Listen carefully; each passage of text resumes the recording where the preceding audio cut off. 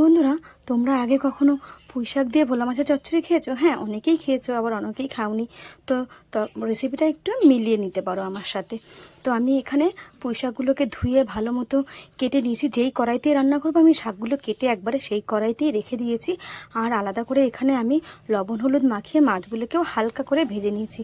তারপর আমি রসুন, এক কোয়া রসুন আর একটু সর্ষে আমি আলাদা করে শিলনোটা বেটে নিয়েছি। আর এমনি মিক্সিতে আমি লঙ্কা আর আদাটাও একটু আলাদাভাবে পেস্ট করে নিয়েছিলাম।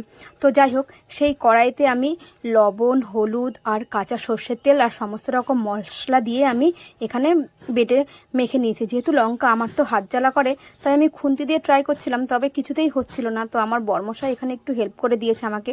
ও হাত দিয়ে বেশ ভালোভাবে চটকে মেখে দিয়েছিল। তারপর ওপর থেকে একটু সর্ষের তেল ছিটিয়ে আবারও ঢাকনা দিয়ে আমি গ্যাসে বসিয়ে দিলাম। তারপর যে একটু সেদ্ধ হয়ে এসছে, ঢাকনাটা তুলে একটু উল্টে পাল্টে দিয়ে তারপর আবারও আমি ঢেকে দিইনি, জাস্ট ঝোলটাকে একটু শুকাতে দিয়েছিলাম। তো তোমরা একদিন বাড়িতে ট্রাই করো, আর অবশ্যই কেমন হয়েছে আমাকে অবশ্যই কিন্তু তোমরা কমেন্ট বক্সে জানিও। টাটা।